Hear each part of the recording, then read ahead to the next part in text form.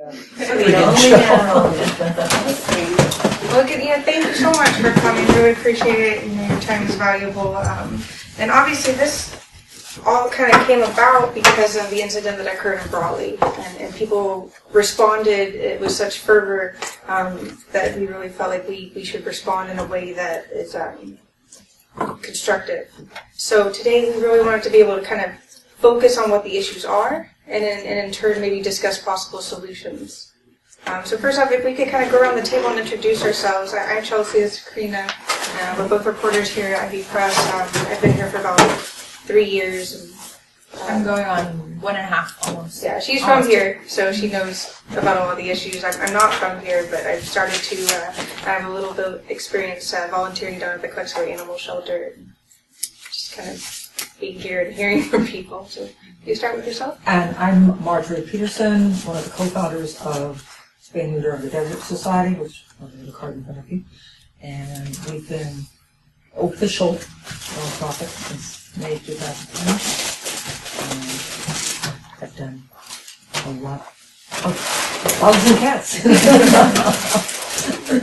I'm Cheryl Villegas-Walker. I'm the current mayor of El Centro. I was involved with the creation of SANS and been the advocate for the work that they do. I think and Mike is my official pet sitter extraordinaire with our dogs and training and all of that. Probably the thing for me is the county has commissioned a study on and done a needs assessment. I did provide a copy to Richard. I think it was last spring.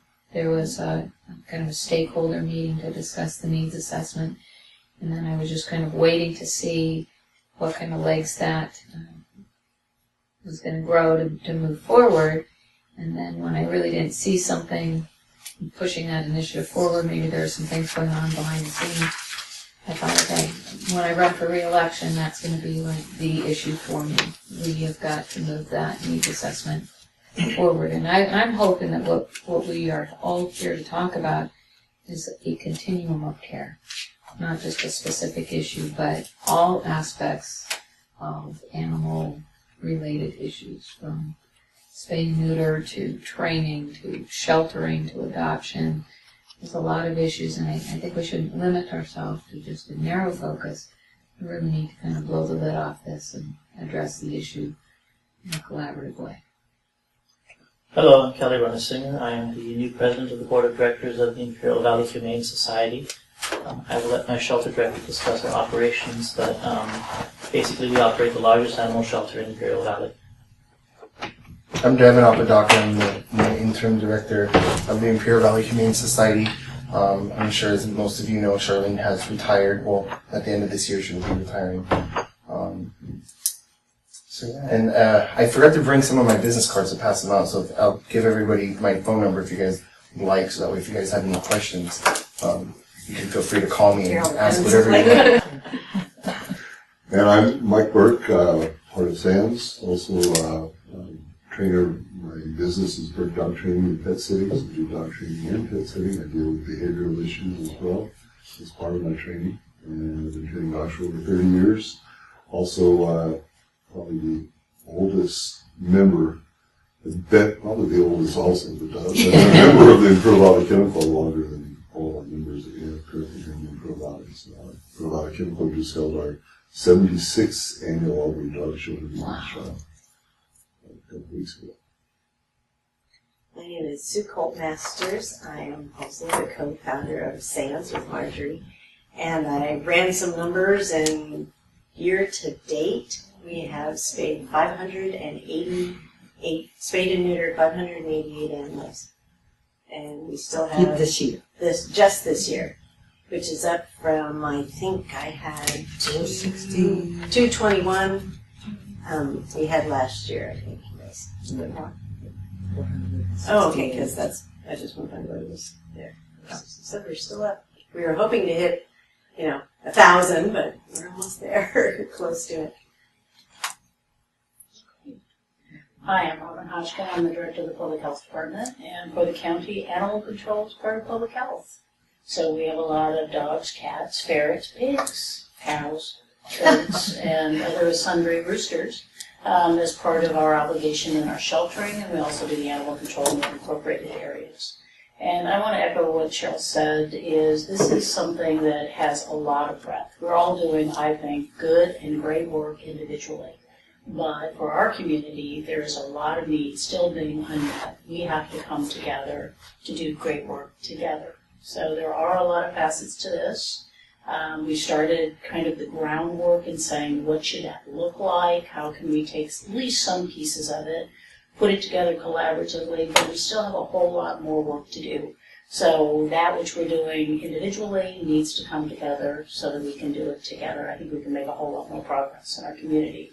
And just the mantra that I always try and get people to understand, animal problems are human problems. They're not animal problems. We rarely run across an animal problem. We run across problems with animals as a result of humans. So that's another kind of thing that I think we always have to keep in our mind. And I'm Maria Birdsall. I live El Centro. El Centro Police Department is who handles animal control, and that's one of our duties. And I agree. I think that we need to address this globally. I think we're doing a really good job in between the agencies, and there's a lot of collaborative work that goes on that no one knows about. But just to get the job done, because our resources are pretty maxed out. And I think that includes the Humane Society and all the SANS and us, we're holding on with the thread. So solutions would be great. I would very much appreciate that. I'm sure that Right, that's awesome. You brought up a really great point. That was actually we jumped to number 4. The communication. No, that's great. Communication between different agencies. I'm familiar with probably about half of the agencies here today, but half of them I'm not. And you even mentioned, I heard someone say, I'd always looking for your number. What can we do to better communicate the services between the different agencies and to the public? We get calls all the time and people asking, what do I do with an animal I found, or how can we work better together?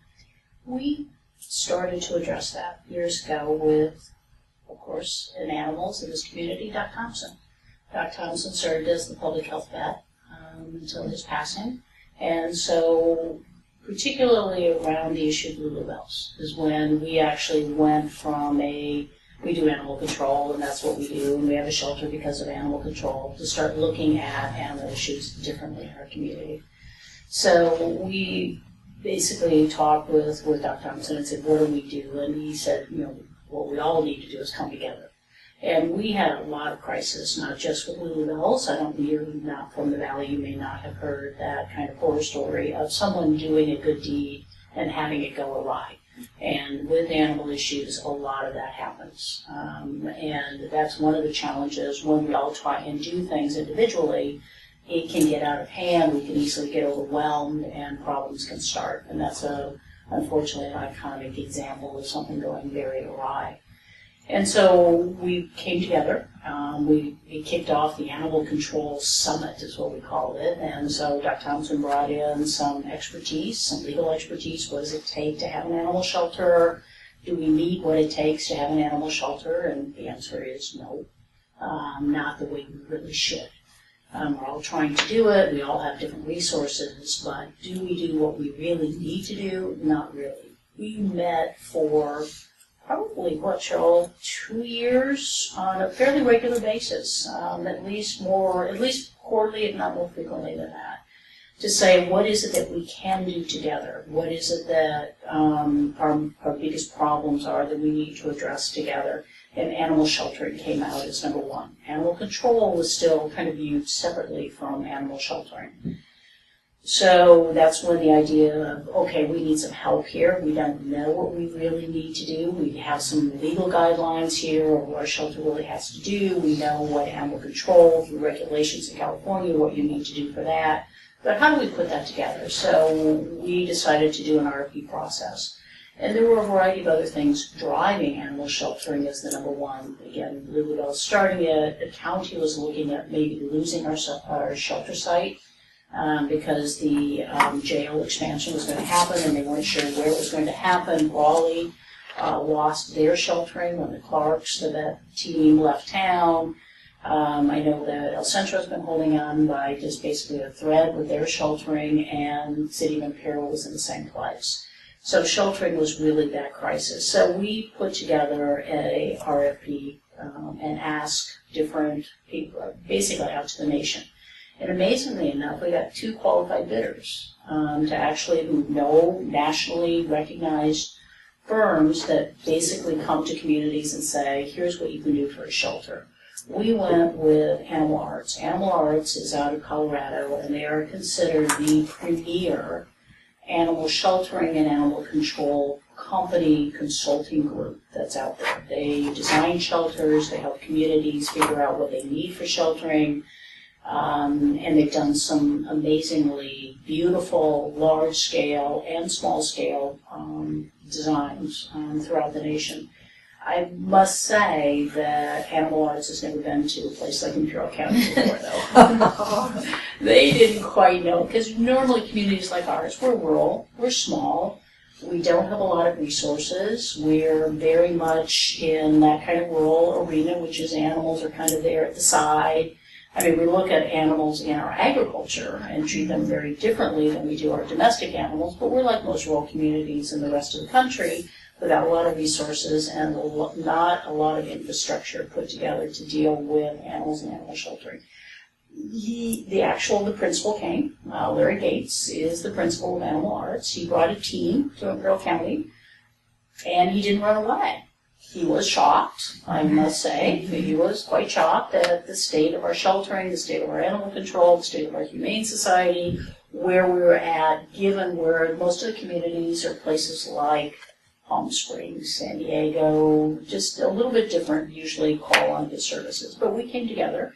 Every city contributed to this study financially, their time, giving information. Animal Arts needed a lot of information from how many animals, what type of animals, how many people, what's your jurisdiction, what are your boundaries, how much do you drive. I mean, it was a huge amount of time and energy that every single community, including Westmoreland and Calexico, all contributed to this. And they put together this amazingly huge, comprehensive document, and they actually adopted us, I think.